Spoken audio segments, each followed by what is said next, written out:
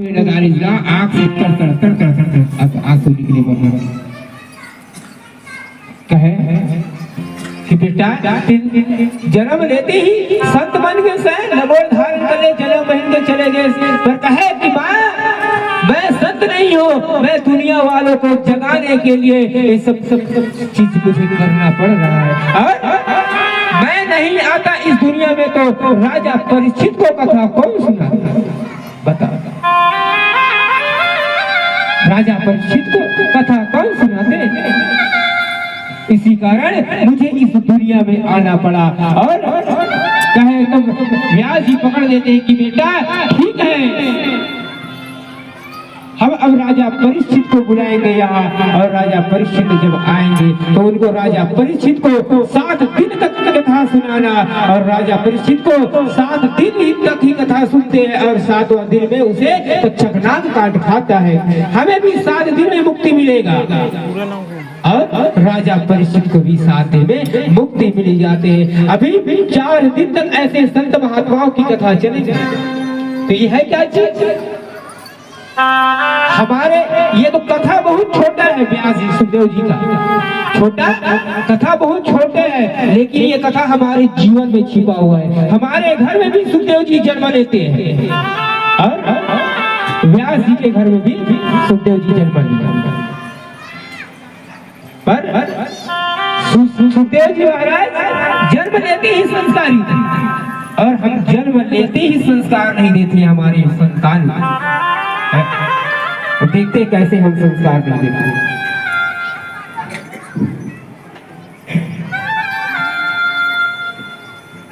भगवान सुखदेव जी जब जन्म ले पूरा नाम संस्करण कर दी जनों यज्ञ पवित्र कर दी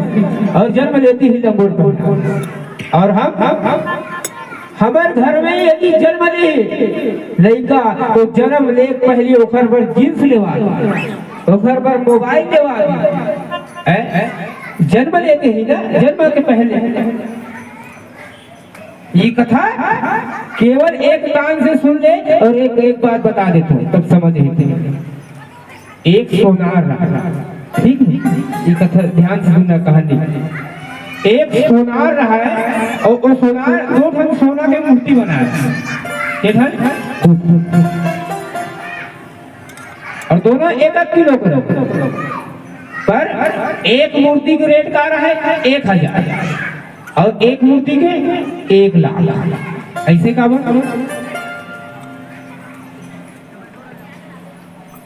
तब मूर्ति से आवाज लगाते हैं मूर्ति की दुकान लगाया है तो एक ब्राह्मण देवता की सुनार के पास तो कहते कि भैया ये मूर्ति का दिख के तो बता इसके 1 ठन के 1000 1 ठन के 1 लाख रुपये तो कहते वजन का दिखे 1 किलो तो फर्क क्या है क्या हो रहा पता ऐसे कपास का धरी से धागा बना दी बत्ती बन दी कपास पतला और वो कहते कि एक कान में डाल जब एक कान ले डाली ना मूर्ति में बत्ती ला तो ये दूसरा कान में से सीधा निकलेगा। अब कहते कि ये दूसरा मूर्ति के कान में डाल और जैसे दूसरा मूर्ति कान में डाली तो वही वसीला तो सीधा पेट में चलेगी। तब कहते वो सुना रहा कि महाराज एक कान से जब डाले से बत्तीला तो दूसरा कान में निकल के एक कारण एक रेट 1000 है और यह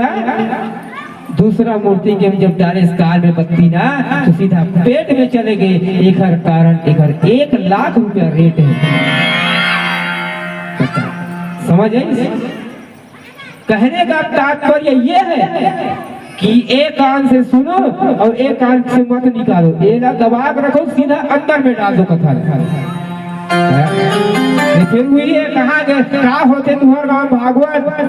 कहा देखे भागवत कहा सुने भागवत सुन के डाल दे सुई है भागवत ऐसे नहीं होता हमें श्रोता बन करके सुनना तो देखो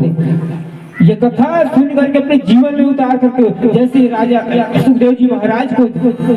संस्कार दिए नहीं मैं पहले बता देता हूँ मेरा काम है केवल 9 दिन तक ऐसे चिल्लाते रहूंगा मैं कथा बताऊंगा चले जाऊंगा